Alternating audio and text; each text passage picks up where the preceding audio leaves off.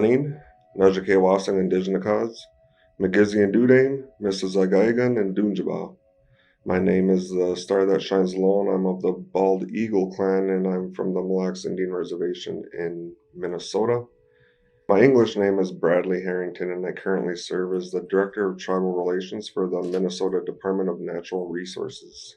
One of the projects that I'm very honored to be able to serve on is the Upper Sioux State Park transfer. As an Ojibwe person, I do believe that this story is really best told by the Dakota, and they got resources online that you can find where the Dakota tell their story. It's a real story of how America was trying to not just relocate or remove people from an area, but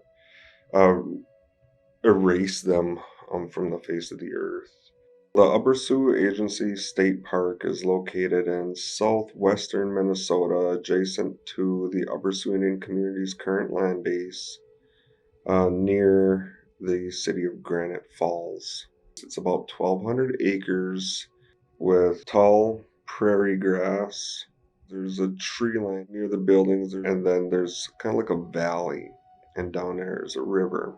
And a lot of it, you can look out on it and almost see as far as you can see. Somehow, for the Upper Sioux community, the Upper Sioux Agency site came under Minnesota DNR control. Chairman Jensvold of the Upper Sioux Indian Community. My name is Chairman Kevin Jensvold. I serve as the tribal chairman for the Yellow Medicine Dakota people. Has been making the request for nearly 2 decades to have that land returned back to the Upper Sioux. In 1805, America started making movements towards what was then the Minnesota Territory, and there's a series of treaties, and of course the first one, Treaty of 1805, is contested, but eventually the Dakota would cede the southern part of Minnesota, and they were to reside on a reservation which was 10 miles north and south of the Minnesota River. They're trying to feed people on a smaller chunk of land, and the rations that were promised to the Dakota people were being withheld. The United States and early founders of the territory of Minnesota, they wanted them to move. They wanted them to go west. So the community, the Dakota communities there, were then put in a very, very dire, critical state. Hungry kids, hungry elders, hungry people. Our ancestors fought for our survival. They had to go to war to fight for survival. If they wouldn't have fought, we would all just died. We would have starved to death. Very, very, very oppressed. People that used to be able to, roam the land. They used to be able to visit their sacred sites, and now they're being confined to these small areas and basically starved out. And the story, as I know it, that I've been able to learn, it goes that some of the men of the village attempted to go steal their rations from the Indian Agency building there. On August 17, 1862, 4 hungry Dakota hunters killed 5 white settlers at Acton Township, Meeker County. Some Dakota seized that moment to declare war on the whites who would not keep their promises and to reclaim their homelands. In the early morning hours of August 18th, they went to war. That kind of kicked off a series of battles. The United States would say that the Dakota provoked that and attacked the citizens of the town, but it was a whole decades-long process of genocidal tactics being made against the Dakota people, and it all came to a peak as they were starving in their communities. And eventually, the battles stopped, and the Dakota people have been exiled out of the state of Minnesota, and then the United States Congress abrogated their treaties. So they ultimately got pushed west. Decades later, communities were recognized during the long spans of Indian reorganization. 1963 is when they established the Upper Sioux Agency State Park. Upper Sioux Agency State Park is 2 square miles, and it's got a lot of varied topography because of the 2 river valleys that come together here. So when we think of state parks, it has like its essence and a purpose, right? A geographical feature. Maybe there's a certain river, a certain area, people can experience terrain. It's a mixture of both open prairies and woodlands. North-facing slopes on the Minnesota River Valley are all heavily wooded. But the Upper Sioux Agency is a tool, a tactic of genocidal practices made by the United States of America against the Dakota people. And now it's a recreational area. There's 3 different camping opportunities in the park, and 2 of them are real close to the rivers. Chairman Jensvold, he's a very, very thoughtful speaker. I'm not only here on behalf of the 550 tribal members that I represent, but also all of those future generations that depend upon my words today to compel you to move this bill forward on our behalf.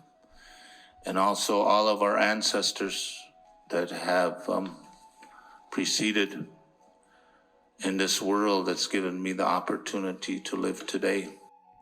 He has that spirited leadership in his Dakota way. It's something very profound.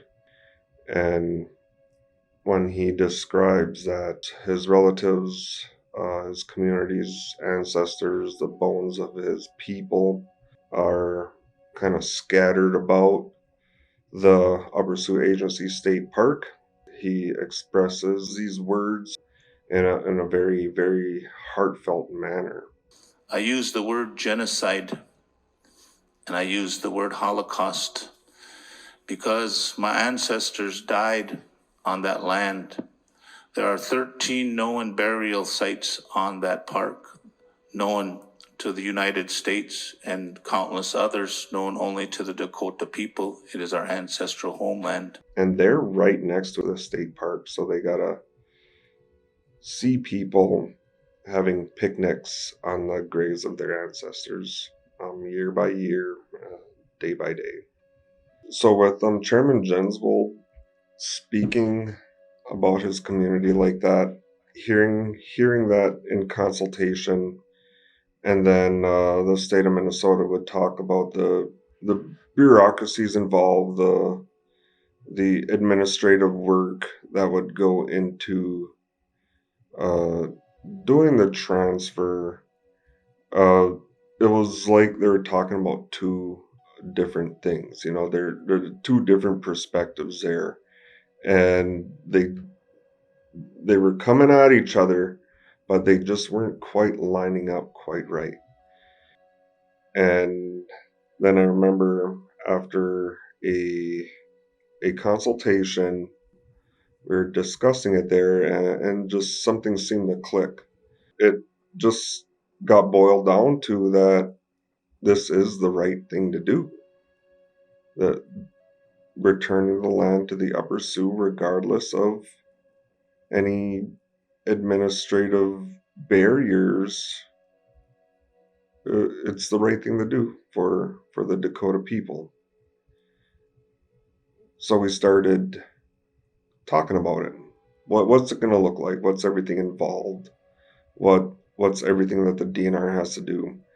When the state was expressing all of their barriers and everything it'll take to return the land and how impossible it was, the chairman, in his own spirited way, said, "That's y'all problem. That's it's not Upper Sioux's problem. Upper Sioux's problem is the bodies of our ancestors that have picnics laid across them year by year. That's Upper Sioux's problem. Your problem is that whole administrative process. So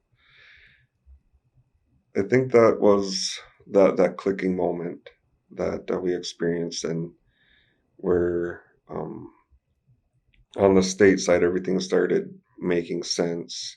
So we went back and we started making a plan.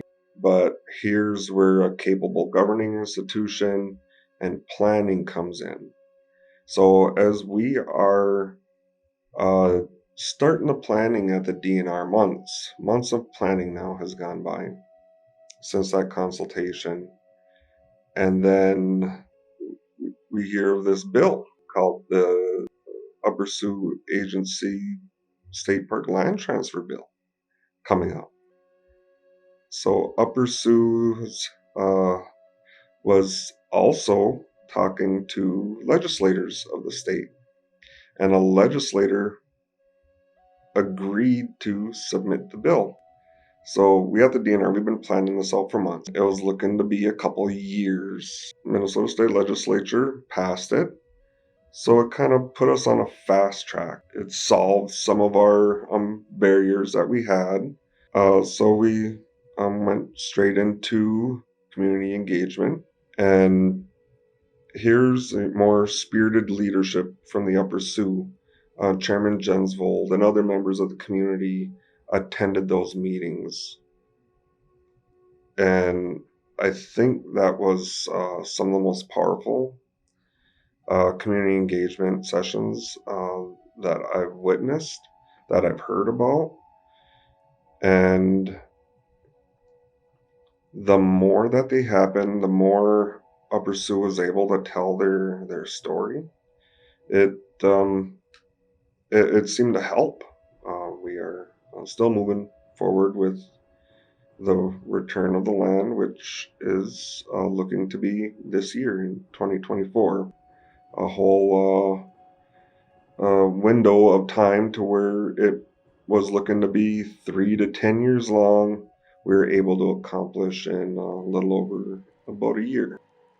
When we're talking about land transfer, Landback, it's a very powerful message. And when we start to get into the work, it's a lot of commitment. There's a commitment to share, but there's also a commitment to learn. And each land parcel is going to have its own story, going to have its own history, own connections. And then along with that, it's going to have its own story on ownership. How did it go from free land that was offered up for human beings to use, and how did it go from that to maybe being a fenced off area that now has a single name deeded to be the ownership? So one part that I think really made a strong impact with how the Upper Sioux Agency land transfer took place is the Upper Sioux, they maintain their cultural connection. It was never about owning it, because ownership is an American, European, Western term. They maintain that they didn't want it just to own it, right? They have strong cultural connections there, and that always aligned with how their leadership would express their want to have that land returned back to them. And I don't want to speak for the Upper Sioux, but just me, I believe it's not gonna fix, it's not gonna erase anything that has happened to them, but it's going to empower them. It's going to give them access to energy that their ancestors had access to. It's gonna be a very important part of their history, decades on down the road. For the state, it's recognizing wrongdoing, right? Sometimes it takes a lot just to be able to recognize wrongdoing. Sometimes it takes a long time to acknowledge, right? Recognition and acknowledgement are two different steps. And then the other part is what are we going to do about it? The common phrase is we can't go back and change the past. Still, we're talking thousands of years, 10,000 years of connection that the Dakota people have to the land. Having it taken from them in that way, loss of land, genocide carries trauma, and having to wake up and look out your window and see the wounds, see the tools used to inflict the trauma, creates its own trauma over time, intergenerational. With that, going back to the Upper Sioux, it's like they're given this back, and with their own sovereignty, their own practical self-rule, they're able now to determine healing. They're able to take on how they are going to benefit as a community without having that trauma constantly reoccurring day in and day out. On the state side, recognizing and acknowledging harm done and figuring out a way to make reparations ain't going to completely wash their hands, but it's going to set them on a path to being able to have better working relationships, better relations with tribes once they're able to start making those reparations and letting those wounds heal. There has to be an action, right, for a wound to heal. I do believe that the state of Minnesota is recognizing that. With the state becoming more aware of the harm done, being able to understand it, and then acknowledge it, we are then able to find paths on how to repair it. In Upper Sioux's case, this harm was done. It was detrimental to the Dakota people. It would be good for our sake and our healing's sake and our ancestors' sake, past, present, and future, that this land be given back. It's not going to be the end. You know, there's lots to recognize, lots to acknowledge, and there's still a lot of work yet to be done. We still got a world to save, water that can be clean, animals or animal relatives to cohabit with. So the wide spectrum of opportunity out there, I believe that we can get on a path to working together as one and achieving our common goal of having a livable world for our futures ahead.